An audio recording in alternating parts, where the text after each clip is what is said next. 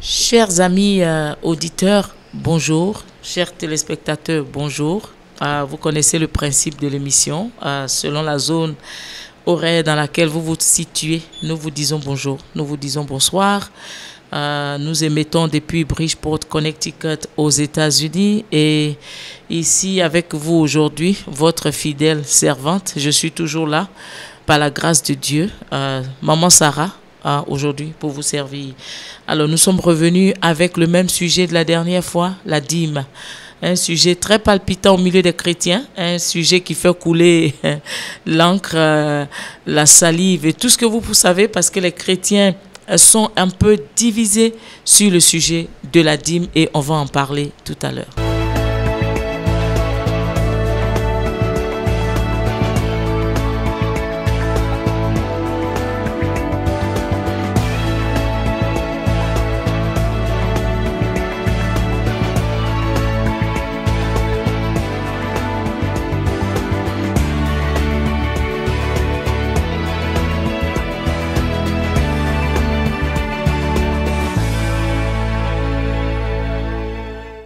Nous sommes de retour. Rebonjour, rebonsoir, chez vous à la maison. Alors, nous sommes là avec un serviteur de Dieu que j'aime beaucoup. C'est mon frère, c'est mon pasteur et nous l'aimons tous. Nous avons aussi avec nous une servante de l'Éternel que vous connaissez parce qu'elle était là avec nous dès le départ et elle est revenue aujourd'hui et nous sommes contents d'être ensemble. Alors, sans plus tarder, je voudrais demander à nos invités de se présenter. Voilà, nous recevons aujourd'hui Pasteur Ogi Kayembe. Pasteur Ogi, bonjour. Bonjour, Sœur Sarah. Voilà, présentez-vous à nos auditeurs, s'il vous plaît. On dirait que vous l'avez déjà fait. Je suis Pasteur Ogi Kayembe. Alors, la sœur Yao, voilà, ça c'est ma copine, voilà, c'est ma copine de scène. Alors, c'est ma potesse. Alors, bonjour. Bonjour, Maman Sarah. Elle avait disparu un moment, elle est revenue. Bonne arrivée.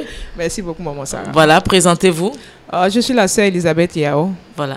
Je suis là pour l'émission ce matin. Dieu m'a fait la grâce d'être là, donc on est ensemble. On est ensemble et c'est parti, Pasteur Kayembe. Beaucoup de chrétiens sont pour la dîme, beaucoup de chrétiens sont contre la dîme. Nous le savons tous, ce que veut dire la dîme, parce que d'une manière ou d'une autre, nous l'avons payée à un moment donné de notre vie, ou bien nous avons arrêté de la payer. Mais dans tous les cas, pasteur, nous allons aller directement à la question. Le chrétien doit-il payer sa dîme? Merci pour la question. Je crois bien que la question est très bien posée. Si elle n'était pas posée ainsi, j'allais la reposer. Parce qu'au début, c'était dit, beaucoup de gens sont pour la dîme, d'autres sont contre la dîme. Alors je crois qu'en partant sur cette base, on pose mal la question. C'est comme quelqu'un qui m'avait posé une fois la question si je croyais au péché. J'ai dit oui, je crois au péché, je crois même au diable. Ça veut dire ils sont là. Mais maintenant, mon problème n'est pas de croire en la dîme ou ne pas croire en la dîme, mais d'appliquer la dîme. Au fait, le problème de la dîme est si simple que les chrétiens se sont compliqués la tâche pour rien. Non seulement la dîme, mais les questions même de la Bible. Donc chaque fois que nous lisons la Bible, nous devons d'abord établir des bases dans la façon d'appréhender les Écritures. Parce que nous devons nous dire que quand Dieu a traité avec l'homme, il a traité dans des générations différentes, dans des dispensations différentes. Dieu a traité des alliances avec différents individus et différents peuples. C'est ce qui fait que quand nous lisons la Bible, nous devons faire très attention, nous poser la question d'abord de savoir à qui Dieu parle, pour qui Dieu parle et qui doit appliquer ce que Dieu a dit. La dîme est biblique et j'y crois de tout mon cœur. Mais mon problème maintenant, c'est comme vous avez tout à l'heure posé très bien la question, c'est pourquoi j'ai fait la remarque, les chrétiens doivent-ils payer sa dîme? Avant de pouvoir répondre à cette question, j'aimerais qu'on rentre dans les Écritures pour établir des bases. Nous devons comprendre d'abord que la Bible parle de la dîme avant la loi, pendant la loi et après la loi. Avant la loi, c'était simple, nous savons, la première mention de la dîme est revenue dans Genèse, je crois, au chapitre 14. C'est Abraham, nous connaissons tous l'histoire, quand il est allé au-devant de Melchisedec après avoir remporté la guerre sur des rois. Genèse 14, verset 20. Ok. La Bible dit qu'il a pillé ce roi-là, il a ravi tout ce qui était à eux et il a donné la dîme du butin. Ce n'était pas une loi de Dieu, c'était une révélation ponctuelle, partielle et personnelle.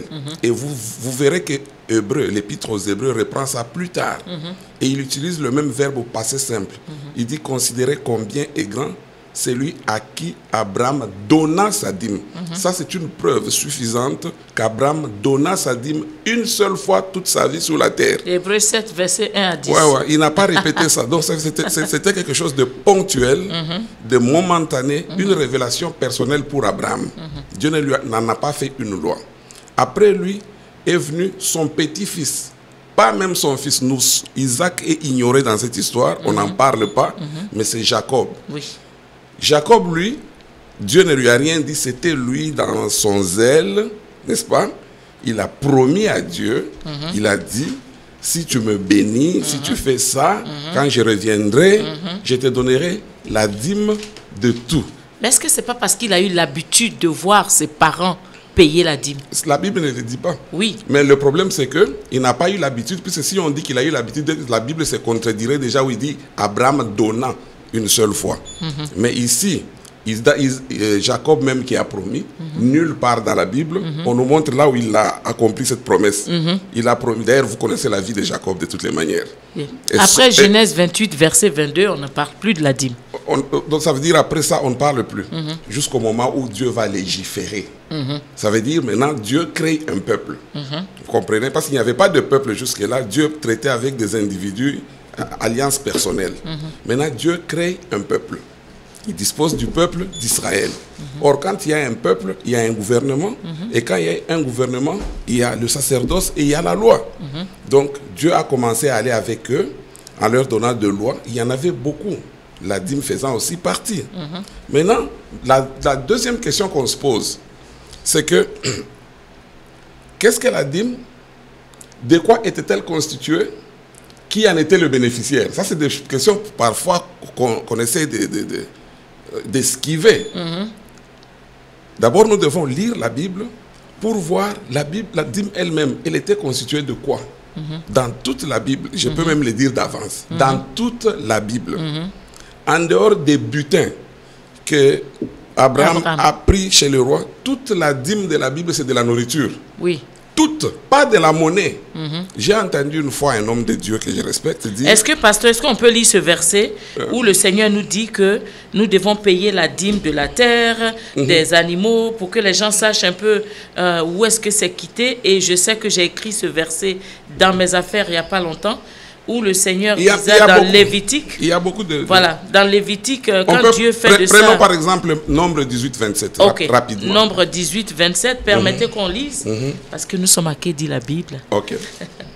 Voilà, Nombre 18, voilà, verset 27. Alors, je vais lire.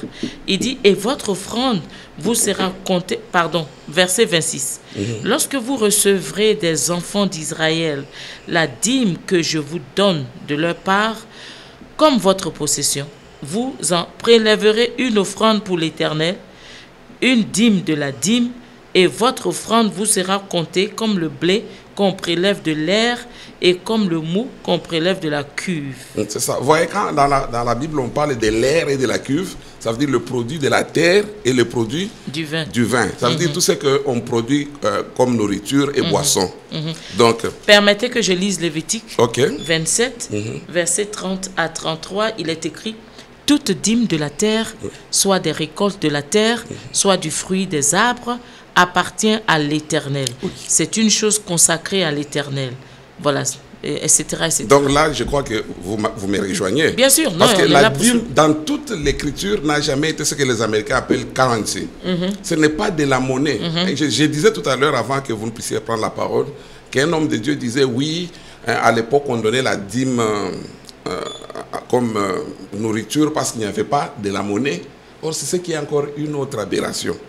Écoutez maintenant, avant qu'on arrive là, on va voir qui est le bénéficiaire ou qui sont les bénéficiaires de la dîme. C'est là que ça devient très important. Très intéressant d'ailleurs. Donc on va dans Deutéronome 14, si vous permettez. Oui, bien sûr, pasteur. À partir du verset 22. J'apprécie, je crois que je vais vous inviter de plus en plus parce que vous avez des versets pour moi. Deutéronome 14. Ah oui, parce que nous sommes à que dit la Bible. À partir du verset 22. Voilà, et donc les affirmations dans l'air, là, nous ne sommes pas trop chauds de ça.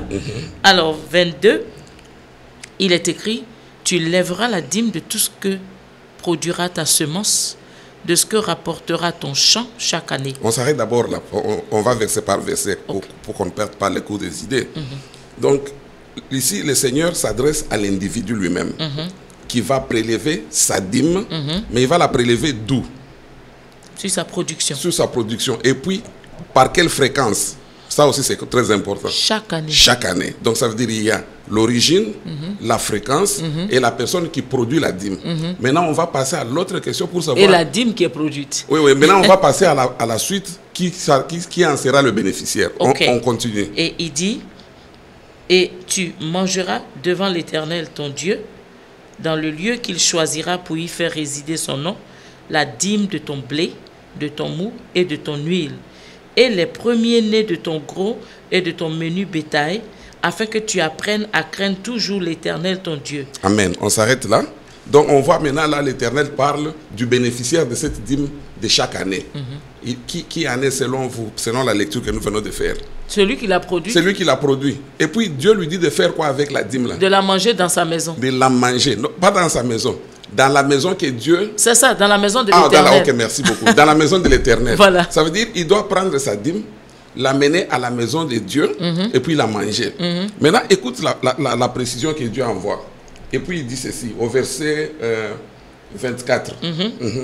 Peut-être, lorsque l'Éternel, ton Dieu, t'aura béni, le chemin sera-t-il trop long pour que tu puisses transporter ta dîme à cause de ton éloignement du lieu qu'aura choisi l'Éternel, ton Dieu, pour y faire résider son nom? On s'arrête là. Donc, nous connaissons tous, par principe, que le lieu que l'Éternel a choisi pour établir son nom, c'était à Jérusalem. Voilà. Or, tout enfant d'Israël n'était pas nécessairement proche de Jérusalem. Il y en avait qui étaient proches et il y en avait qui étaient trop loin. Ceux qui étaient au-delà du Jourdain. Voilà. Et puis, Dieu leur dit, au cas où il arrivait que vous êtes loin, c'est trop compliqué de transporter la dîme. Si c'était de l'argent liquide, c'était facile. Mais je mets en poche et je me barre. Mais ici, il est compliqué de transporter des vaches, des moutons, et puis des sacs de blé. Voilà. Et puis c'est trop loin. Maintenant, Dieu dit, si c'est loin, voilà, maintenant je te donne une solution de réchange. On continue pour voir la solution de Dieu. Alors, le Seigneur dira ceci.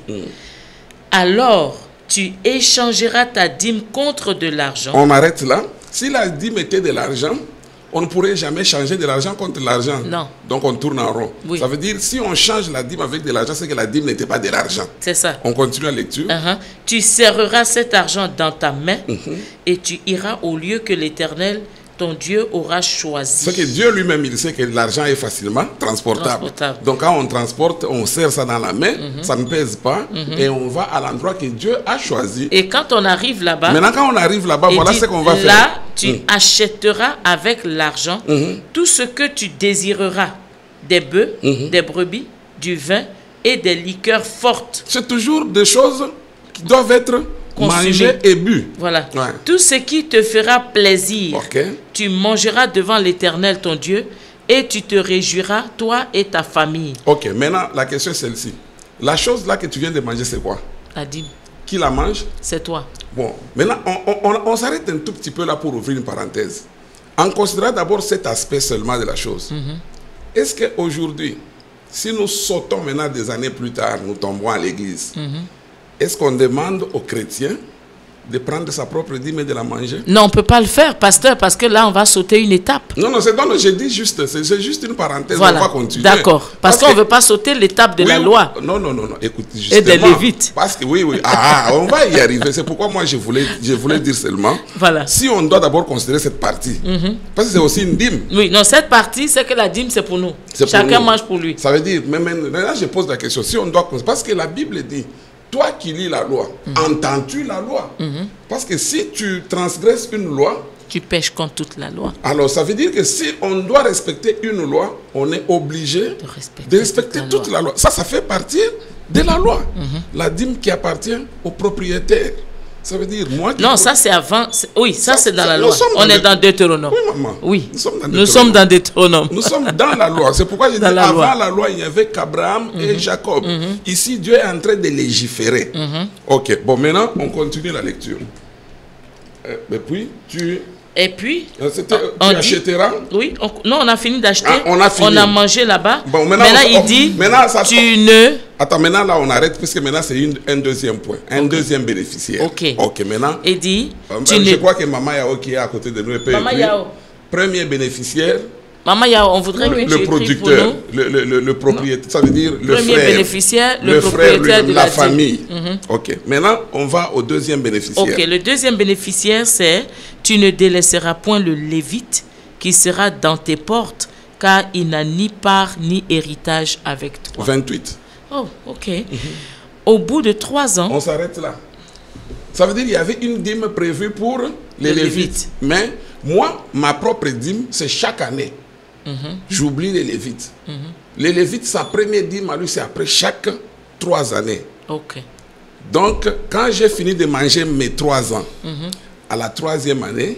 je donne pour le Lévite. Bon, maintenant, continuons la lecture. Vous reprenez puis continuez. Ok, dit, tu ne délaisseras point le Lévite qui sera dans tes portes, car il n'a ni part ni héritage avec toi. Au bout de 3 ans, tu sortiras toute la dîme de tes produits pendant la 3e année et tu la déposeras dans tes portes. 29. Alors viendront le Lévite, 1. qui n'a ni part ni héritage avec toi, et puis l'étranger, 2, l'orphelin, 3, et la veuve, 4, qui seront dans tes portes, et ils mangeront et se rassasieront, afin que l'Éternel, ton Dieu, te bénisse dans tous les travaux que tu entreprendras de tes mains. Donc nous voyons ici qu'à la 3e année, il y a des bénéficiaires de ma dîme, parmi lesquels il y a les Lévites, la veuve, l'étranger et l'orphelin. Ce sont des bénéficiaires de ma dîme à la 3e année. Donc je ne mange pas cette dîme moi-même. Ou bien j'en mange. Non, à la 3e année, la Bible nous dit que c'est pour eux. Ok. Parce que même la mienne là que je produis, je ne mange pas toujours parce que j'ai toujours des conserves. Bien sûr. Vous comprenez? Bien sûr. Mais ça avait des dates précises. Ok. Et Dieu comptait ça par année. Ok. Ça veut dire pour les autres groupes que nous venons de citer, et leur dîme était due 3 ans, après chaque 3 ans.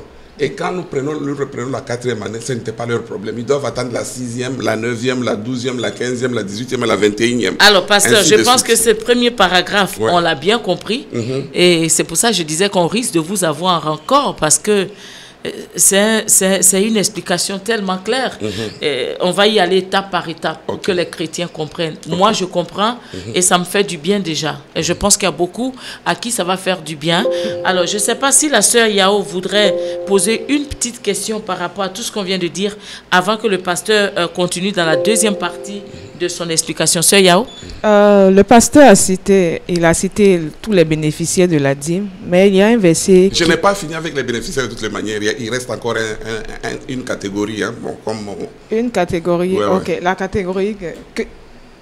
Ok, allez-y, passez, peut-être que ça sera là. D'accord, on reviendra à la sœur Yao tout à l'heure pour ne pas qu'on aille... Il reste une dernière catégorie. Allez-y, pasteur. La dernière catégorie, ce sont les sacrificateurs. Très bien. Ok. Et nous devons nous dire une chose. Généralement, nous confondons sacrificateurs et lévites. Oui. Ce que nous devons nous mettre en tête, c'est que tout sacrificateur est lévite. Mais tout lévite n'est pas sacrificateur. Bon. Ceux qui ne lisent pas leur Bible, écoutez, lisez vos Bibles. Hein, parce que moi, je le sais. Maman Sarah le sait.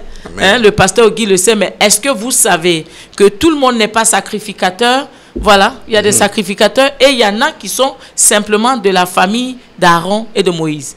Donc, ça veut dire que quand Dieu a choisi la tribu de Lévi, oui. Dans la tribu, il y a des clans, des familles. Et puis des familles. Oui. Et puis, ils font les services par classe. Et puis, bon, maintenant, dans la famille d'Aaron, spécifiquement, c'est de là que venaient tous les sacrificateurs. Pasteur, ça va nous faire du bien, hein? Parce que nous sommes en train de dire des choses que les chrétiens, beaucoup ne connaissent pas. Est-ce qu'on peut aller rapidement, 2-3 minutes, sur les différentes classes dans la famille de Lévi qui interviennent dans le temple? Non, là maintenant on va sortir du sujet. Pas forcément, parce qu'on parle, vous avez dit que tout le monde n'est pas sacrificateur. Oui. Donc il faut que les chrétiens sachent que dans le groupe là, par exemple, Lévi avait 3 fils qu'on nous cite généralement. Non, le problème ce n'est même pas ça. Ce qui est simple c'est ça. Voilà. C'est par rapport au service d'abord. Voilà, simplifier pour nous. Par exemple, quand on va au temple, il y avait des chantres. Très bien. Il y avait des portiers. Merci. Il y avait des serviteurs de tout genre. Mais les sacrificateurs, ce sont ceux-là qui entraient dans les lieux saints et les lieux très saints pour aller offrir l'offrande derrière le rideau du temple. Maintenant, les autres, ils faisaient d'autres services. Il y en a qui lavaient les assiettes et tout ça. Les portiers, les chantres, etc. C'était tous des serviteurs, mais des lévites. Mais ceux de la famille d'Aaron, c'est ceux-là qui s'occupaient vraiment du sacerdoce. Très bien. Donc c'est comme ça. Merci, ça, pasteur. C'est pour simplifier. C'est très clair. Alors, maintenant, eux qui faisaient le sacerdoce, eux, ils vivaient au temple uniquement et exclusivement. Par contre, les Lévites, toujours de la même tribu, ils vivaient même dans des synagogues. Les synagogues, c'était comme des paroisses dans les zones, dans toutes les autres tribus. C'est eux qui allaient vers les maisons de fidèles pour ramasser la dîme de la 3e année. Vous comprenez, n'est-ce pas? Mais, alors, si eux, ils prennent, ils mangent. Mais que dire des autres qui sont au temple? Maintenant, Dieu donne une loi en faveur de ceux qui sont au temple. Maintenant, on va lire à qui maintenant Dieu s'adresse. Donc, pasteur, tout à l'heure, quand on a dit qu'il fallait donner aux Lévites, dans le verset 28 de Deutéronome 14 qu'on vient de lire, il s'agit des Lévites en tant que tribu. Donc, de tous ceux-là qui n'ont pas d'héritage, mais qui sont des serviteurs de Dieu. Maintenant, mais toutefois, Dieu a exclu. Maintenant, Dieu a exclu de ce groupe un autre groupe qui est la descendance d'Aaron. Voilà. Et maintenant, Dieu donne l'ordre aux Lévites. Pas au peuple. Oui, mais aux Lévites. Aux Lévites. Très bien. On va lire ça. Lisons le pasteur. À moins que, bon, je crois nombre. J'aime bien. Sœur Yao, moi j'aime bien. Hein? Vous ne trouvez pas? On y va doucement. Voilà. Alors, nombre 18. Je crois le verset 26. Nombre 18. Oui, c'est ça. Verset 26. Tu parleras aux Lévites et tu leur diras. Tu parleras à qui? Aux Lévites. Et tu leur diras, lorsque vous recevrez des enfants d'Israël, la dîme que je vous donne de leur part, comme votre possession, vous en prélèverez une offrande pour l'Éternel, une dîme de la dîme, et votre offrande vous sera comptée comme le blé qu'on prélève de l'aire et comme le mou qu'on prélève de la cuve. C'est ainsi que vous prélèverez une offrande pour l'Éternel sur toutes les dîmes que vous recevrez des enfants d'Israël, et vous donnerez au sacrificateur Aaron, fils d'Aaron, au sacrificateur Aaron, l'offrande que vous en aurez prélevée pour l'Éternel. Sur tous les dons qui vous seront faits, vous prélèverez toutes les offrandes pour l'Éternel. Sur tout ce qu'il y aura de meilleur, vous prélèverez la portion consacrée. Jusque-là, ça va déjà. Quand tu leur diras, quand vous en aurez prélevé le meilleur, la dîme sera comptée aux Lévites comme le revenu de l'aire et comme le revenu de la cuve. On peut arrêter là, maman. Voilà. Donc, vous voyez ici, Dieu maintenant dit à Moïse, parce que c'était lui le législateur, il dit, dis aux Lévites. Parce que ce n'est pas au peuple. Le peuple a fait sa part, le peuple a donné aux Lévites. Maintenant, vous, Lévites, vous devez maintenant, sur votre dîme, sur votre dîme, qui est 1/10 de ce qu'on vous a donné, vous aussi prenez 1/10 de votre 10e. Ça s'appelle la dîme de la dîme. Et vous allez faire quoi avec? Vous allez avec ça à la maison du trésor. La maison du trésor, c'était des sortes de magasins qui étaient dans le temple, là où on gardait la nourriture. C'est d'ailleurs, pour vous mettre un peu d'eau dans la bouche, la raison pour laquelle dans Malachie 3:10, un verset très mal utilisé, où Dieu s'attaque aux Lévites, les serviteurs de Dieu d'aujourd'hui s'attaquent aux fidèles. Dieu s'attaque aux Lévites parce que les Lévites ont tout pris, ils ont tout mangé, et ils ont oublié les sacrificateurs. C'est pourquoi Dieu dit apportez à la maison du trésor toutes les dîmes afin qu'il y ait de la nourriture dans ma maison. Tu vois ça? Et les Lévites ont failli à cette mission. Ils ont commencé à manger tout et ils ont oublié les sacrificateurs. Et quelle était la conséquence? Les malédictions. Et non, à part ça, les sacrificateurs ont fait quoi? Ils ont fui le temple. Ils ont déserté le temple, ils sont allés travailler. Ils sont allés travailler. Et puis dans les livres de Néhémie, oui. Quand Néhémie est revenu avec Esdras, vous vous souvenez, n'est-ce pas? Bien sûr. Ils ont fini la reconstruction, mais il n'y avait pas de sacrificateurs. Il n'y a pas de sacrificateurs. On cherche des sacrificateurs, ils sont dans les champs et dans des fermes. On a dit non, nous ne pouvons pas faire ça, c'est péché contre notre Dieu. Nous devons ramener ces gens-là et prendre soin de donner la dîme de la dîme à ces gens-là. Alors, pasteur, on a presque épuisé la demi-heure. Voilà. Et l'explication est très claire, l'explication est très simple. Nous sommes dans l'Ancien Testament. Alors maintenant, je reviens vers vous encore avec ma question. Le chrétien doit-il payer sa dîme? Maman Sarah, j'ai une question. Le pasteur a énuméré la liste des bénéficiaires de la dîme, mais je crois qu'il a omis la personne principale à qui doit appartenir la dîme. C'est qui? C'est Dieu lui-même. Le verset? Lévitique 27, verset 30. Ok. Pasteur, je vais lire ça pour vous et le pasteur va nous répondre rapidement. Lévitique 27. Verset 30. Alors, les auditeurs qui nous écoutent et les frères et sœurs qui nous regardent, suivez avec nous ceux qui ont les Bibles poussiéreuses, qui ne lisent jamais leur Bible à la maison. Prenez vos Bibles, hein, parce que c'est là où se trouve la vérité. Verset? À partir du verset 30. À partir du verset 30, et voici ce que dit la Bible. Toute dîme de la terre, soit des récoltes de la terre, soit du fruit des arbres, appartient à l'Éternel. C'est une chose consacrée à l'Éternel. C'est ça? C'est tout ce qu'on a dit ici. Oui, oui. Ça veut dire toute la dîme là, on n'a pas besoin de dire que c'est pour l'Éternel. Même quand c'est les serviteurs qui mangent, c'est à Dieu qu'on l'offre. C'est ça, parce que si, même l'offrande que nous donnons à l'église, nous ne donnons pas au pasteur, ni au diacre, nous donnons à Dieu. Mais qui mange? Les pasteurs. Vous voyez? Et pourquoi est-ce qu'ils mangent? Parce qu'ils sont les lévites ou les sacrificateurs. Non, ça je n'ai pas dit ça. Okay. J'ai dit seulement comment ça se passe. Au fait, quand nous donnons la dîme, quand nous donnons l'offrande, nous offrons à Dieu. Mais il y a même l'offrande dans l'Ancien Testament, quand les patriarches, les enfants d'Israël brûlaient le cabri, on dit que c'est à Dieu. Et après, quand on a fini, c'était les hommes qui mangeaient. Mais Dieu lui est satisfait parce que c'est à lui qu'on a donné. Ça veut dire, Dieu donne l'ordre, il dit l'offrande, la dîme, ça m'appartient. Mais il y a les bénéficiaires. Ça veut dire, ils le font pour sa gloire. Okay. Donc, ça veut dire, de toutes les personnes que nous avons citées ici, Dieu est sous-entendu, mais on n'a pas besoin de dire ça. Ici, c'est Dieu, parce que tout est à Dieu. Ok. Voilà, ça va. On va continuer, pasteur.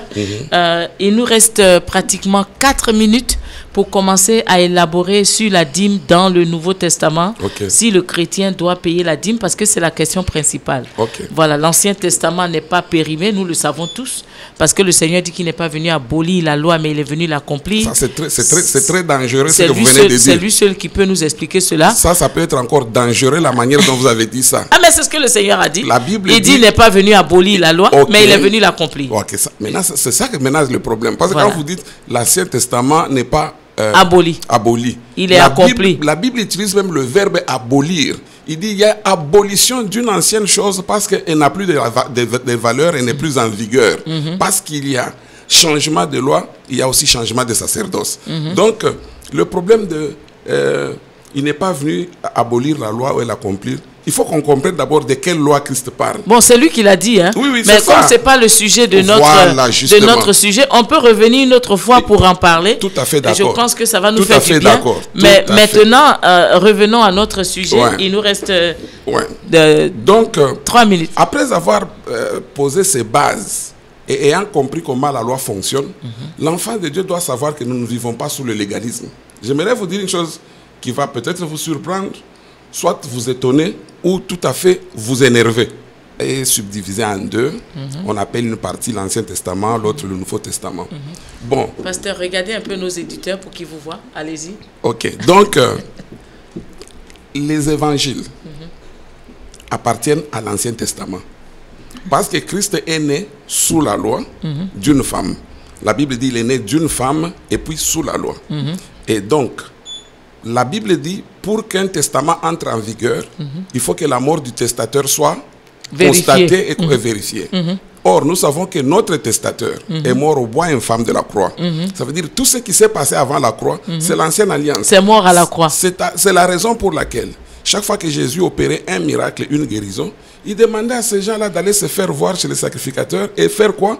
Offrir ce que la loi prescrivait. Parce que Jésus vivait sous la loi avec ces gens-là. Et quand il s'attaque même aux pharisiens, il parlait aux gens qui étaient régis par la loi. Donc, comme vous avez donné une bonne réponse qui m'a plu, j'attendais à ce que peut-être il y ait une autre réaction. Le seul livre du Nouveau Testament qui parle de la dîme, c'est l'Épître aux Hébreux. Le seul. Or, l'Épître aux Hébreux, curieusement, est adressé aux enfants d'Israël qui étaient en danger de revenir à la loi à cause de toutes les persécutions qu'ils ont expérimentées. Aux enfants d'Israël ou aux nouveaux chrétiens? Ça s'appelle Épître aux Hébreux. On s'adressait aux Juifs. Aux Juifs. Et mais aux Juifs chrétiens, n'est-ce pas?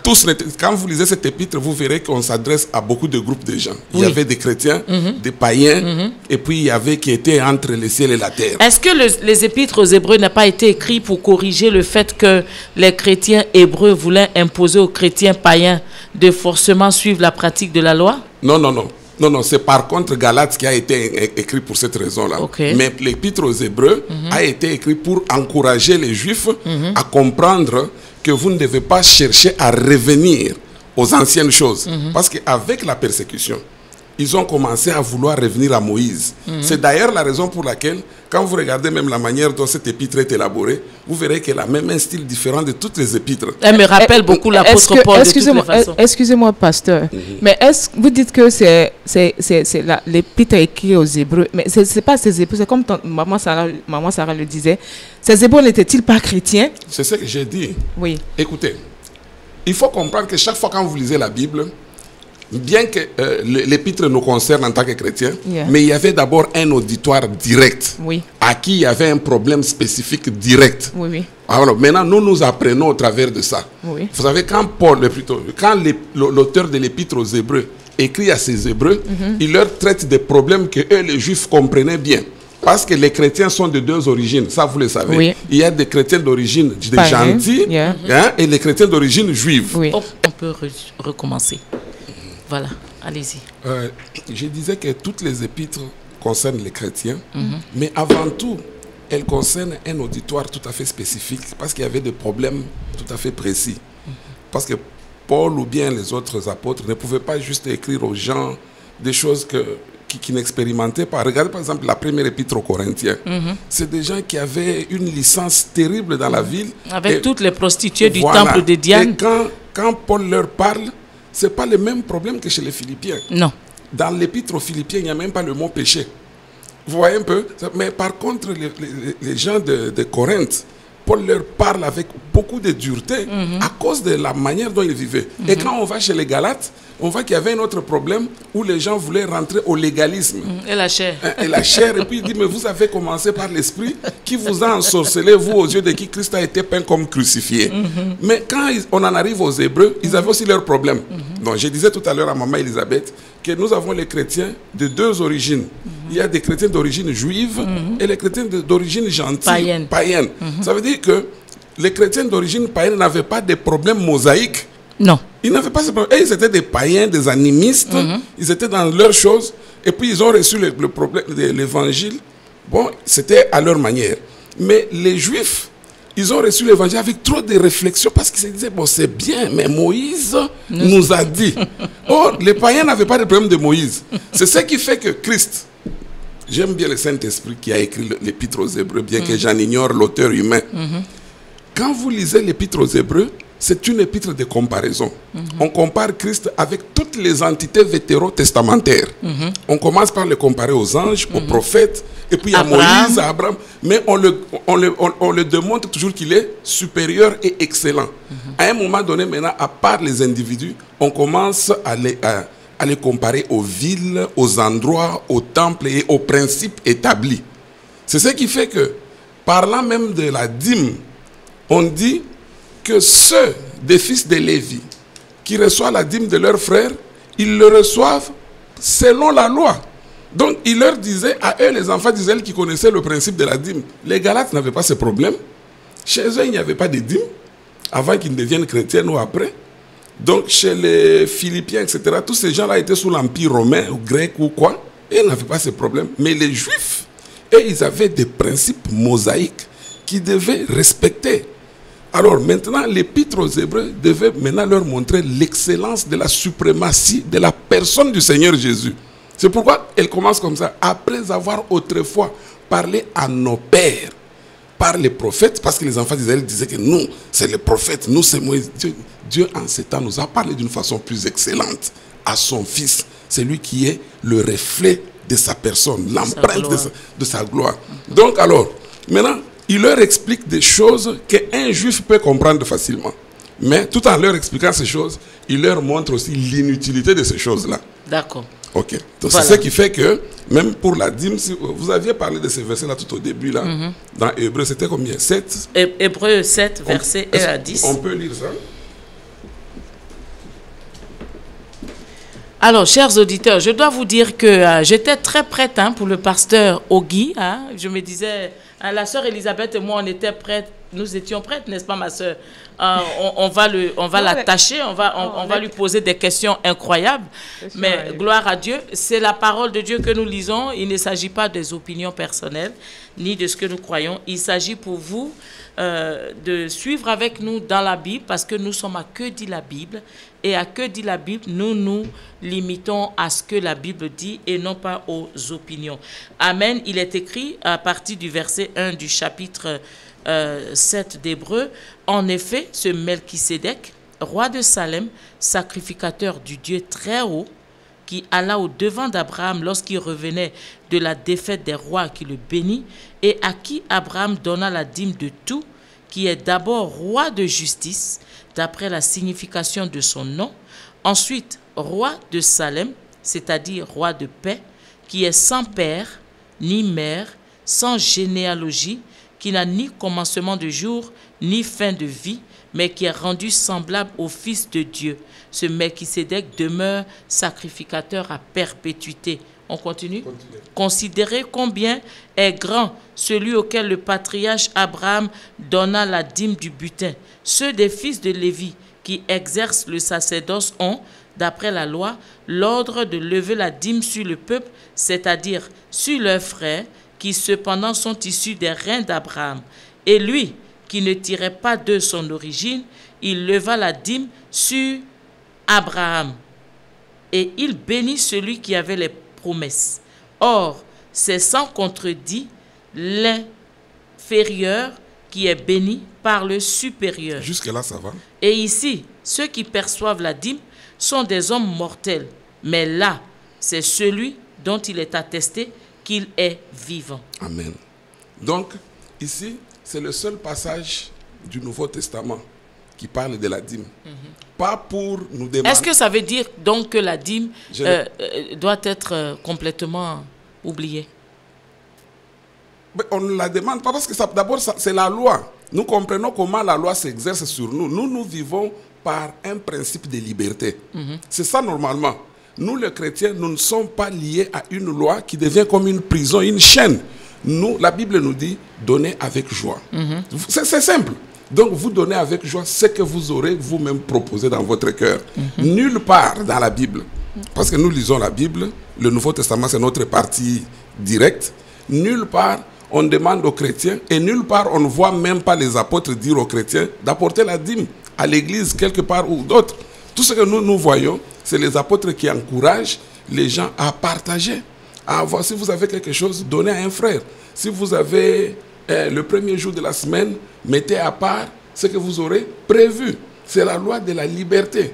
Et nous, étant donné que nous-mêmes, notre propre offrande de notre vie, parce que j'appartiens au Seigneur, tout ce qui est à moi appartient au Seigneur. Je ne suis pas obligé de faire des calculs légaux avec un dixième, tout ça. Mais le Seigneur Jésus a parlé de la dîme dans le Nouveau Testament. Ce n'est pas dans le Nouveau Testament, c'est dans l'Ancien Testament qu'il a parlé de ça. Non, c'est écrit dans le Nouveau Testament. Ça peut être par rapport à l'Ancien Testament. Ce n'est pas dans le parce que c'est dans Matthieu.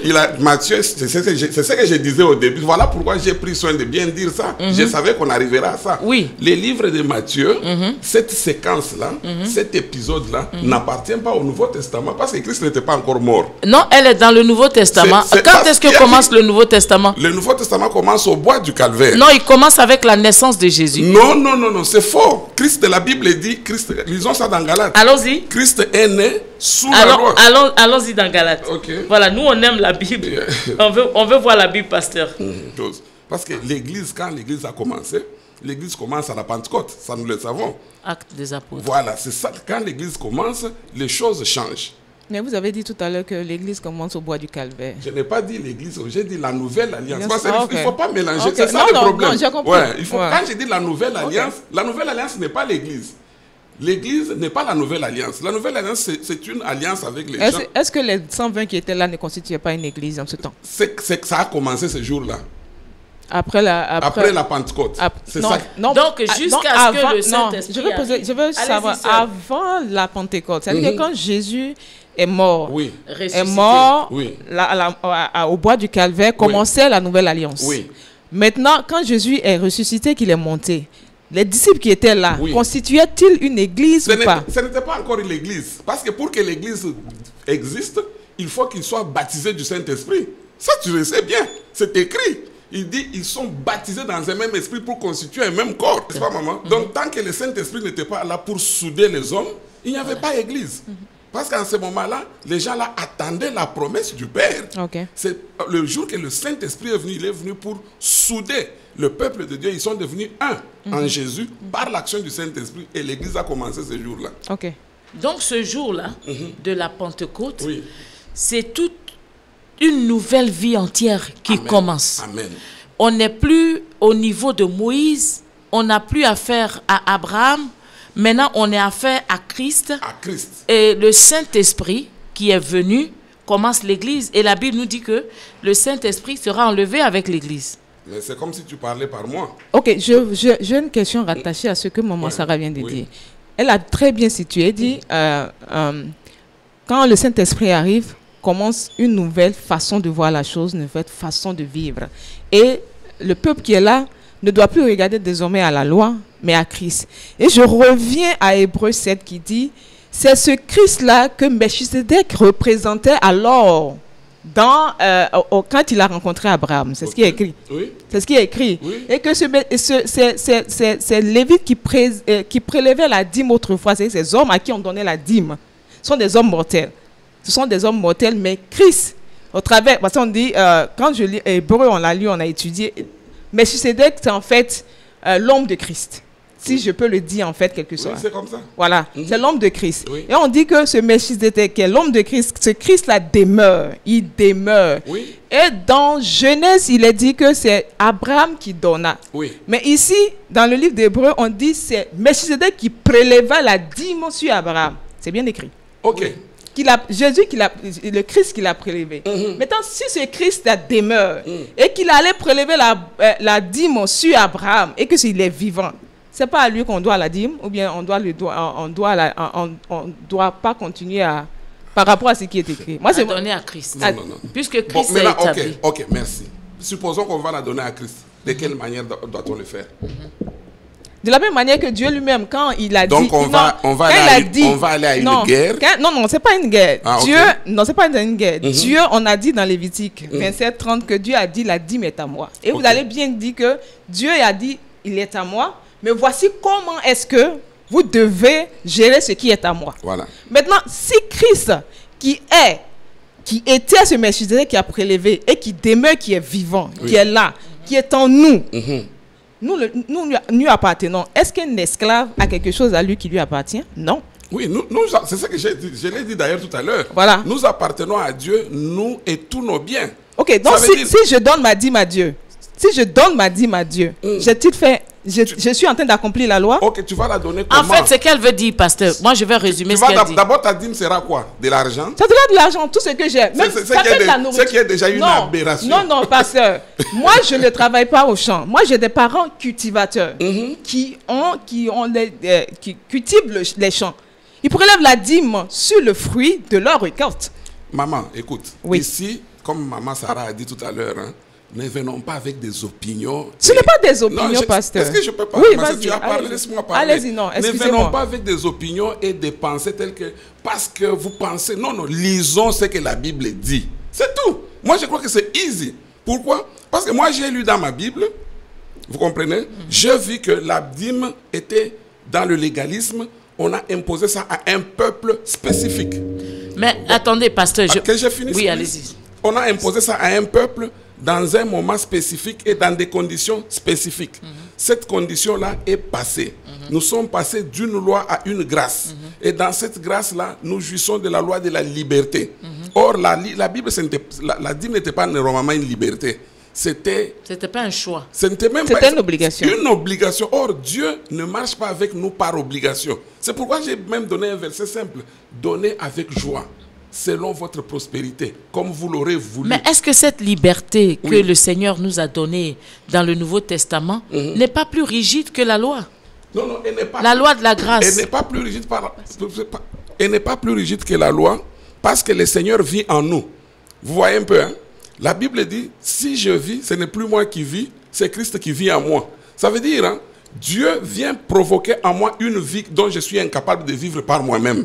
Or, les enfants de l'Ancien Testament, ils devaient forcer, c'était une obéissance, je peux dire, militaire. Mais nous, aujourd'hui, si nous vivons même dans la sanctification, ce n'est pas parce que nous avons une capacité quelconque.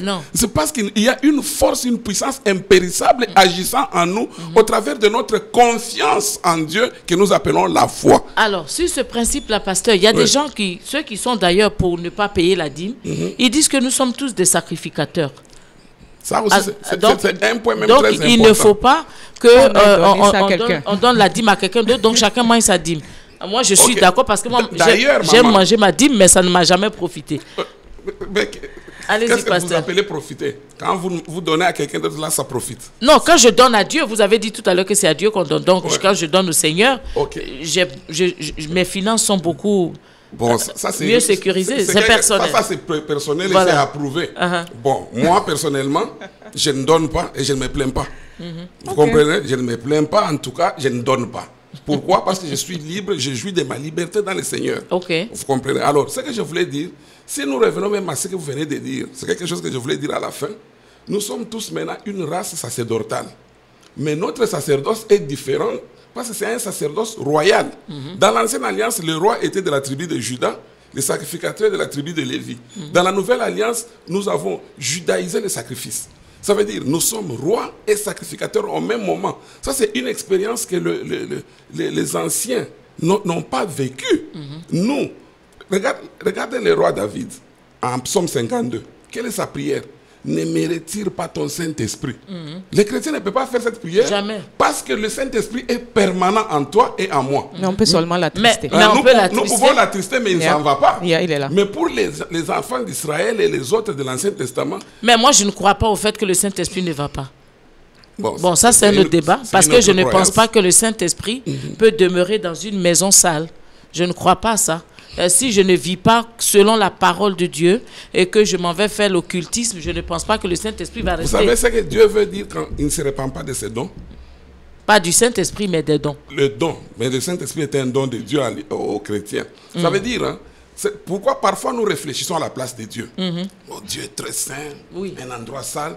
Dieu, quand il vit dans un chrétien, chrétien sanctifié ou pas, Dieu est en lui. Ça veut dire le seul problème qu'il y a, c'est qu'il ne sera pas à l'œuvre. Il ne va pas être manifeste. Parce que même d'ailleurs, vous le savez, les chrétiens invoquent le Saint-Esprit chaque matin à l'église. C'est qu'il y a encore une autre aberration. Vous invoquez quelqu'un qui est en vous. Vous allez maintenant, nous allons invoquer le Saint-Esprit. Bon, avant ça, il était où? Maintenant, bon, d'accord. Non, ça sera un autre débat. Mais est-ce qu'on peut appeler quelqu'un qui est dans sa maison? On peut appeler quelqu'un. Voilà, vous voyez de quoi on parlait? Non. Ça, c'est un peu... question. Une personne... La mentalité de tous les chrétiens. Voilà, c'est ça. Non, moi j'ai aimé... La mentalité d'ailleurs liée à notre tradition. Moi, j'ai aimé votre introduction. Généralement, ce qui nous tue dans l'église, c'est nos opinions et puis notre comparaison. Moi, je suis congolais. Nous, chez nous, là, on fait comme ça. Et puis, on essaie un peu de mettre Dieu dans notre culture. C'est ça. Et puis, on se dit, bon, est-ce que tu penses que quand quelqu'un est dans ta maison, c'est comme si vous imaginez Dieu dans un petit cadre, et puis bon, il est dedans. Et puis, non, c'est pas comme ça. Dieu est autre chose. Oui. Donc, nous devons le servir en esprit et en vérité. Et le comprendre selon les principes que lui-même a établis. Oui, je pense que quand on parle du Saint-Esprit vivant en nous, sérieusement, parfois, nous entendons des prières un peu ridicules. Voilà. Nous tous, nous le faisons. Hein. On commence à prier. D'abord, on demande pardon pour nos péchés. Ensuite, on demande au sang de Jésus de nous laver. Voilà. Maintenant, on dit, bon, demandons au Saint-Esprit maintenant de venir. Ok. Oh, maman, la seule prière que l'apôtre nous enseigne par rapport au Saint-Esprit, ce n'est même pas une prière, c'est un ordre. Il dit, ne vous enivrez pas de vin. Mais soyez de la débauche. Et puis il dit, mais soyez. Ça c'est un ordre. Ça veut dire un chrétien. Tu as l'ordre d'être rempli du Saint-Esprit. Voilà. Or, être rempli du Saint-Esprit est une conséquence logique de ta marche. De ta prière. Or, quand on parle d'être... On est en train de sortir du débat. Bon. Tous les chrétiens qui nous écoutent sont en train de se poser ces questions. Parce que quand on dit être rempli du Saint-Esprit, ça veut dire qu'on a le Saint-Esprit, mais on n'a pas la plénitude. C'est ça. Or, c'est ça à quoi on doit aspirer. Oui. Or, pour que je puisse avoir part à cette plénitude, donc je me sanctifie. Oui. Je marche dans la crainte, voilà. j'obéis. Et l'obéissance. Puis, le Saint-Esprit fait le reste. Oui. Mais quand tu as dit et il se met plus à l'aise. Voilà. Mais quand tu as dit que non, il a quitté parce que j'ai péché. C'est pas vrai. Ok. Nous pensons comme Dieu. Merci, pasteur. Écoutez, ne pensez pas que nous sommes sortis. Hein. Nous ne sommes pas sortis. Donc, parce que chaque fois que nous parlons, il y a des questions qui mijotent dans la tête des chrétiens qui nous écoutent. Donc, alors pour revenir à Hébreu, donc je disais que maman a dit tout à l'heure que il prélève. Est-ce qu'on peut bien lire d'abord ce passage-là? C'était Hébreu 7. Hébreu 7. On dit à partir du verset 4. Considérez combien est grand celui auquel le patriarche Abraham a donné la dîme du butin. Ceux des fils de Lévi qui exercent le sacerdoce ont d'après la loi l'ordre de lever la dîme sur le peuple, c'est-à-dire sur leurs frères, qui cependant sont issus des reins d'Abraham. Non, on remonte un peu au 3. Bon, disons le 2. Non, je pense qu'il faut continuer après le 4. Non, en fait, ce que je voulais, ce que j'exprimais, je parlais de lever la dîme, que Melchisedec a levé la dîme sur Abraham. Ok, verset 3. C'est le verset 3. Le verset 3 dit quoi? Qui est sans père, sans mère, sans généalogie, qui n'a ni commencement de jour, ni fin de vie, mais qui est rendu semblable au Fils de Dieu. Ce Melchisedec demeure sacrificateur à perpétuité.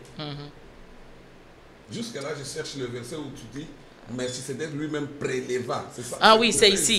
C'est ici. Et voilà ce que ça veut dire. On dit... à quel verset? C'est au verset 9. Non, c'est un peu en bas. Okay. Il dit, de plus, Lévi, qui perçoit la dîme, l'a payé, pour ainsi dire, par Abraham, car il est encore dans les reins de son père, lorsque Melchisedec... Le verset 6. On dit, et lui, qui ne tira pas de son origine, il leva la dîme sur Abraham et il bénit celui qui avait les promesses. Il leva la dîme sur Abraham. Ok. Ces verbes-là ne signifient rien de spécial du fait que, d'abord, c'était une action unique. C'est Abraham qui est parti avec la dîme pour donner. Mais il a vu combien de fois Melchisedec dans sa vie? Une seule fois. Mais c'est une seule fois. Mais nous l'avons Melchisedec tous les jours dans notre vie, pasteur. Oui, mais justement. Donc, sœur Yao, moi je suis d'accord avec le pasteur. Donc, si Abraham a prélevé la dîme, attention, la Bible nous dit que Melchisedec n'a ni père ni mère. C'est une typologie de Christ. Mais pardonnez-moi de vous expliquer que quand vous retournez dans l'histoire des temps d'Abraham, Melchisedec était réellement un roi de Salem humain. Je suis en train de dire que Abraham n'est pas allé le voir plusieurs fois. Voilà. Il avait la possibilité de retourner le voir. Et puis, mais là où on fait le paradoxe, comme le pasteur a dit, Lévi des Hébreux fait une comparaison. Une comparaison. Et là, Christ est comparé à Melchisedec. On dit que ce roi qui n'avait ni père, comme on le dit, mais est-ce que ce roi n'avait ni père ni mère auparavant dans les choses? Il avait cette possibilité, cette chose. Mais on dit que ce roi est apparu à Abraham comme ça. Non, il est venu sur son chemin. La Bible ne nous explique pas comment il est venu. Que Melchisedec est apparu comme ça. Mais la Bible nous dit brusquement sans savoir d'où ça vient, justement. Abraham est allé vers Melchisédek. Maintenant, il y a des questions dans la Bible souvent auxquelles nous n'avons pas la réponse. Oui, d'où vient Melchisédek? Comment est-ce qu'il est apparu? Comment Abraham a-t-il su qu'il y avait un roi de Salem à qui il fallait donner son offrande? Pourquoi c'est à lui qu'il a donné la dîme? Ça, ce sont des questions. Ça veut dire, en réalité, maman, le verbe lever n'est pas grave. Ça veut dire, si moi, en tant qu'enfant d'Israël, je donne ma dîme au sacrificateur, ça c'est moi qui donne. Maintenant, quand on va parler du sacrificateur dans le sens inverse, c'est le verbe lever. Ça veut dire, moi j'ai payé, lui il a levé. C'est tout. Il a levé sa dîme sur moi. Mais au fait, il n'est pas venu me la prendre de force. Je suis allé la lui payer. Maintenant, si on parle dans le sens inverse, en utilisant la personne qui reçoit, le verbe qu'on utilise, c'est lever. C'est lever. C'est ça que la Bible dit. Et maintenant, il l'a fait une seule fois. Dieu veut montrer aux sacrificateurs, aux enfants d'Israël, que même Lévi, là, qui reçoit la dîme de ses frères, lui-même, pour montrer son inutilité devant le Fils du Dieu vivant, il l'a payé au travers de son grand-père. Dans ses reins. Dans ses reins, parce qu'il était encore dans ses reins. Et lui, il l'a payé une fois pour toutes. Au fait, le but de l'auteur, c'était de montrer la supériorité du Christ sur Abraham. C'est tout ce qu'il voulait faire par là. C'est pas une histoire de dire... Pasteur, je voudrais... Une autre question, maman. Excuse-moi. Une autre question. Est-ce que le chrétien peut-il accomplir la loi? Un chrétien peut-il accomplir la loi? Il faut un peu préciser, parce que c'est une question vague. Elle veut savoir si le chrétien peut vivre par la foi et être sauvé par la loi. Peut vivre par la loi. Peut accomplir la loi. Oui, c'est ça. Est-ce qu'un chrétien peut suivre la loi? Ça veut dire la mettre en pratique? En pratique, oui. Complètement. Il ne peut pas. Il ne peut pas. Je suis d'accord avec le pasteur. Impossible. Oui, même moi, je l'ai lu dans Galates, l'apôtre Paul dit, par ce verset que Christ nous a laissé, celui qui aimera son prochain comme lui-même accomplit toute la loi entière. C'est écrit. Oui, mais ça c'est ça qu'il pose la question. Ça, c'est un autre sujet. Est-ce que ça, c'est un autre sujet, ma chérie, parce que nous allons rentrer dans l'explication d'un mystère plus profond qui parle du salut, de comment on est sauvé en tant que chrétien, de la puissance de la grâce dans la vie du chrétien par rapport à la loi et pourquoi Christ est mort d'ailleurs. Oui. Voilà, si un chrétien pouvait accomplir la loi, Christ ne serait pas mort.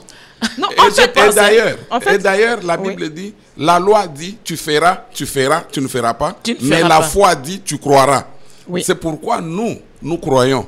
D'ailleurs, même en croyant, nous fléchissons. Chaque jour, nous on se répand tous les jours de nos péchés. C'est pourquoi Dieu maintenant ne nous regarde pas par rapport à nos œuvres, mais par rapport à notre position en lui.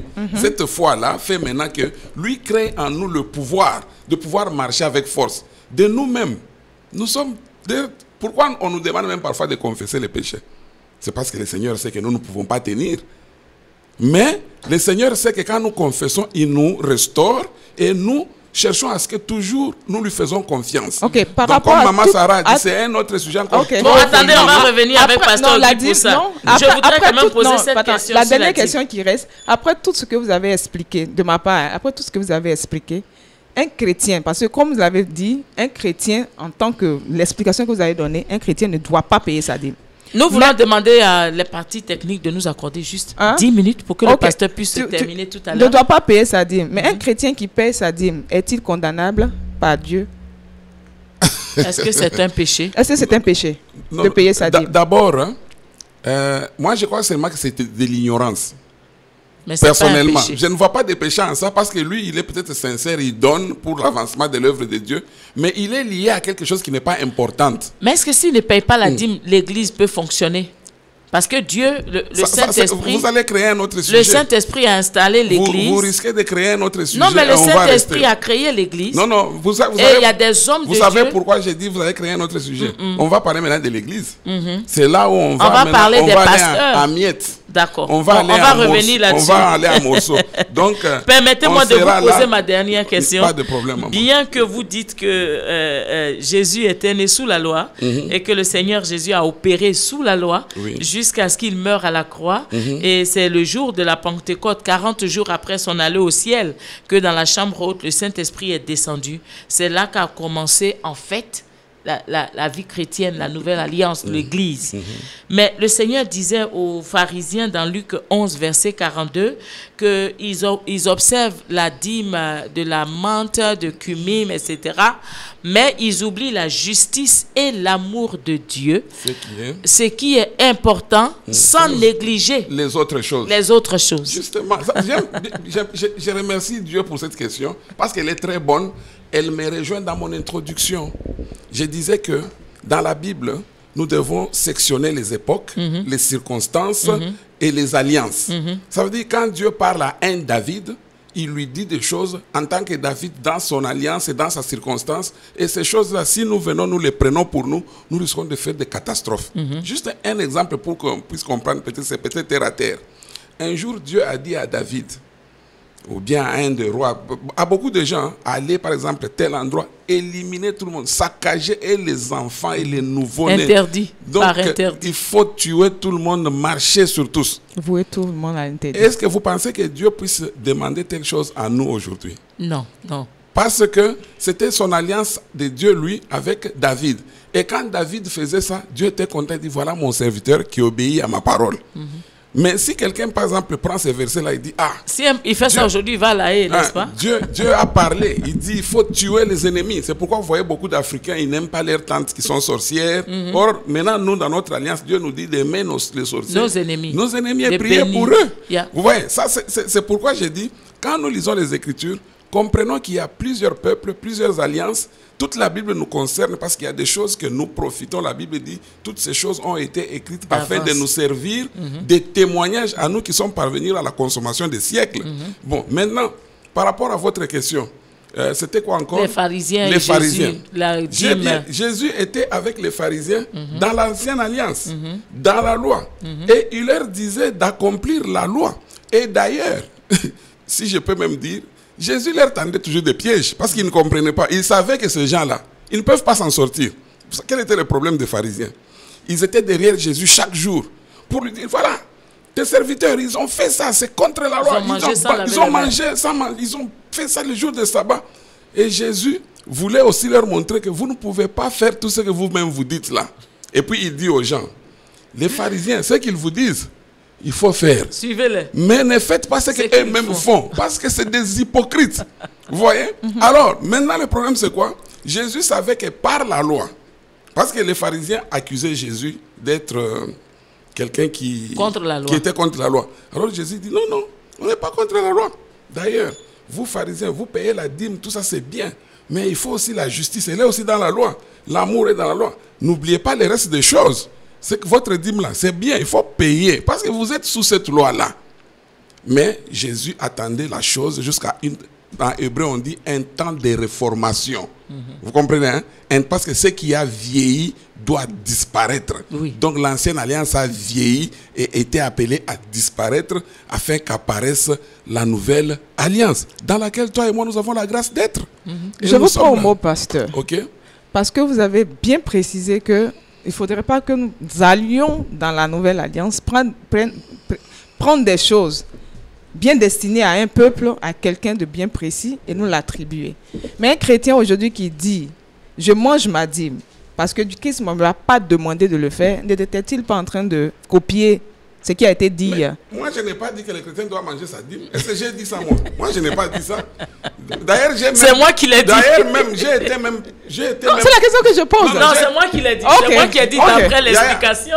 Le chrétien, nous devons manger nos dîmes. Je suis allé même à l'extrême. J'ai dit, il n'y a même pas le mot dîme dans la Nouvelle Alliance, à part dans les livres des Hébreux. C'était pour dire que les apôtres en font fi. Maintenant, quand on dit ça, par exemple, ça, on amène des gens à ne même pas soutenir l'œuvre de Dieu. Non, oui. Il y a les offrandes. Hein. Oui, non, attention, il y a les offrandes. Attendez, soutenir l'œuvre de Dieu. Non. Mais tout ce que nous sommes en train de faire aujourd'hui, là, tout ce qui est là, il a fallu de l'argent pour installer tout ça. Donc, il faut travailler. Non, donc il faut forcément travailler pour ça. Il faut travailler. L'apôtre Paul dit aux Thessaloniciens. Donc on ne fait plus de dons. Que celui qui ne travaille pas, qui ne mange pas. Voilà, le don. Justement, il y a les dons. Mais les dons, ce n'est pas la dîme. Non, mais je peux prendre la dîme pour faire des dons. Si je donne le dîme. Ma soeur, pourquoi attends, ma soeur, écoute, je te donne juste un exemple. On te paye $500. Oui. Hein? Oui. Tu fais $50 de dîme. Toi, je ne parle pas même de 50 $. Oui. Tu dis non. J'ai vu qu'à l'église, on avait un problème. Bon, tu vas le pasteur Ernest, tu lui donnes les 500 $. Moi, ça ne me dérange pas, je le fais. Justement, je le fais. que j'ai dit. Je le fais. C'est-à-dire que, c'est-à-dire que les dons que nous faisons, je peux aujourd'hui me lever avec l'argent que je gagne, dire non. Quand on va ajouter, mais peut-être c'est la dîme qui va compliquer. Si je donne chaque mois, chaque semaine, donne 10%, bien 20% de mon salaire à Dieu. Attendez, ma sœur, je vais expliquer quelque chose au pasteur. Ce n'est pas vraiment que je suis pour le fait que les chrétiens ne payent pas la dîme, mais je crois que nous sommes dans une explication qui est logique et il faut aller jusqu'au bout de la logique. Quand on parle de dîme, le pasteur a donné l'exemple de 500 $, oui. N'est-ce pas? Oui. Imaginez une église où on a un temple à payer chaque mois. Il y a des chrétiens qui travaillent. Il y en a qui font 500 $ par semaine. Il y en a qui font 1000 $ par semaine. Ça veut dire que il y a un qui donne 100 $, il y a un qui donne 50 $. Oui. Il y a un autre qui donne 20 $, il y a un autre qui donne 30 $. Si on met tout ça ensemble, si on a trop eu, peut-être c'est 1000 $. Le temple à lui seul que vous louez coûte 1500 $. Oui. Le pasteur habite quelque part. Il doit payer son loyer peut-être à 1000 et quelques $. Les instruments dans l'église coûtent cher. Quand la dernière fois, nous avons reçu le pasteur, deux autres pasteurs, il y a un des pasteurs qui nous a dit que sous la grâce, le don que nous donnons est plus fort que la dîme. Pas parce qu'il est contre la dîme, mais parce que maintenant, dans le Nouveau Testament, regardez ce qui s'est passé avec la première église. Il est dit que tout le monde vendait tout ce qu'ils avaient. Ils donnaient. Ils apportaient ça à l'église. Merci, ça veut donc dire que... Merci d'avoir dit ce que j'allais dire en conclusion. Ça veut donc dire que les gens apportaient plus à la maison de Dieu, libéralement. Libéralement. La loi de la libéralité. Parce que je suis d'accord qu'on paye la dîme. Mais il faut encourager les chrétiens parce que beaucoup de chrétiens se limitent à la dîme. Je donne ma dîme. Et ils se disent que, comme justement ça fonctionne avec toute loi, une fois que j'ai obéi à la loi, je ne dois plus rien à personne. Je ne suis redevable de rien ni de personne. C'est une erreur. Et c'est une erreur. Et la dîme est un calcul qui tue l'œuvre parce qu'il y a beaucoup de pasteurs qui souffrent. Ça tue même l'esprit. Tout simplement parce que ça tue même celui-même qui pense ainsi. Et puis d'ailleurs, maman. Donc il faut payer la dîme, mais il faut être libéralement. Ça engage que maman. Oui, c'est moi. Non, mais j'ai dit je suis d'accord. Non, je suis d'accord avec vous. Moi, je suis d'accord. Voilà. Alors, pasteur, allez-y en même temps pour votre conclusion. Ma position à moi est partielle parce qu'on va revenir. Ma position à moi est celle-ci. Parce que les gens pensent qu'il faut donner la dîme pour que le pasteur vive. Oui. Moi, je pense que le pasteur doit travailler. C'est ça. L'apôtre Paul conseille même aux serviteurs de Dieu. Il dit que c'est lui qui ne travaille pas, qui ne mange pas non plus. Lui, et puis il dit, moi-même, mes mains ici ont pourvu. Ah, mais je ne pense pas que nous puissions douter de la spiritualité de Paul. Le grand Paul. Il se fabriquait des tentes et des paniers. L'homme qui est allé au 3e ciel. Et puis il a envoyé Timothée et Silas au marché, aller vendre. Puis les enfants reviennent avec l'argent, on partage. Tu vois, ça veut dire que pour gérer les biens, c'est l'Esprit Saint, c'est la liberté. Donc, si moi j'ai quelque chose aujourd'hui, je dis non, je vais aller chez Maman Yao, j'arrive chez Maman Yao, nous avons un petit sac de riz, on se partage. Je ne suis pas obligé que quelqu'un vienne me pousser. Je sais que ma soeur doit manger. Je sais que ma soeur n'en a pas. Vous comprenez, hein? Le Saint-Esprit peut m'aider à comprendre le besoin des gens. Mais si je suis lié à une prison, là, je donne et je sors même à m'énerver. D'ailleurs, tout légalisme introduit la rigidité dans la vie des gens. Ça, c'est clair. Hein? C'est sûr. Voilà, quand il y a la loi quelque part, il n'y a plus de liberté, comme dit Paul. Et la loi, justement, est une prison. Et là, ma conclusion est celle-ci, si vous permettez. Bien sûr, dans 2 pasteur. Corinthiens, chapitre 3. Allons-y. Dans 2 Corinthiens, chapitre... Vous m'excuserez, je ne suis pas tellement habitué à des studios. C'est ma première fois d'être au studio. Chaque fois, je parle à côté, tout ça. Non, je vais toujours pousser le micro vers vous. Chapitre 3, verset 1 quoi, Corinthiens? Oui, 1 Corinthiens 3. Oh, 1 ou 2? 3. Non, plutôt 2 Corinthiens 3. À partir du verset? Si on peut commencer par nous lire à partir même du... le verset 6. Mais à la maison, peut-être on peut demander aux auditeurs de lire à partir du premier verset. Ok, donc je commence au verset 1. Commençons-nous de nouveau à nous recommander nous-mêmes ou avons-nous besoin, comme quelques-uns, de lettres de recommandation auprès de vous ou de votre part? C'est vous qui êtes notre lettre, écrite dans nos cœurs, comme connue et lue de tous les hommes. Vous êtes manifestement une lettre de Christ, écrite par notre ministère, non avec de l'encre, mais avec l'Esprit du Dieu vivant, non sur des tables de pierre, mais sur des tables de chair, sur les cœurs. Cette assurance-là, nous l'avons par Christ auprès de Dieu. Ce n'est pas à dire que nous soyons par nous-mêmes capables de concevoir quelque chose comme venant de nous-mêmes. Notre capacité, au contraire, vient de Dieu. Il nous a aussi rendus capables d'être ministres d'une nouvelle alliance, non de la lettre, mais de l'esprit. Car la lettre tue, mais l'esprit vivifie. Or, si le ministère de la mort, gravé avec des lettres sur des pierres, a été glorieux, au point que les fils d'Israël ne pouvaient fixer les regards sur le visage de Moïse à cause de la gloire de son visage, bien que cette gloire fût passagère, combien le ministère de l'Esprit ne sera-t-il pas plus glorieux? Si le ministère de la condamnation a été glorieux, le ministère de la justice est de beaucoup supérieur en gloire. Et sous ce rapport, ce qui a été glorieux ne l'a point été à cause de cette gloire qui lui est supérieure. En effet, si ce qui était passager a été glorieux, ce qui est permanent est bien plus glorieux. Continue. Ayant donc cette expérience, nous usons d'une grande liberté, et nous ne faisons pas comme Moïse, qui mettait un voile sur son visage pour que les fils d'Israël ne fixassent pas les regards sur la fin de ce qui était passager. Mais ils sont devenus durs d'entendement, car jusqu'à ce jour, le même voile demeure quand ils font la lecture de l'Ancien Testament, et ils ne se lèvent pas, parce que c'est en Christ qu'il disparaît. Jusqu'à ce jour, quand on lit Moïse, un voile est jeté sur les cœurs, mais lorsque les cœurs se convertissent au Seigneur, le voile est ôté. Amen. C'était la conclusion.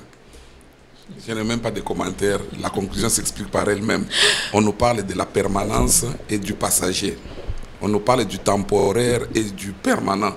Et puis on nous dit que ce qui était de Moïse, c'était un ministère de condamnation et qui amène à la mort. Mais une fois que les gens lisaient encore l'Ancien Testament, le même voile tombait sur eux, et au lieu même d'être mieux, de devenir mieux, meilleur plutôt, il devenait encore pire. Chaque fois qu'il lisait Moïse, il devenait pire. Or, en Christ, Moïse disparaît.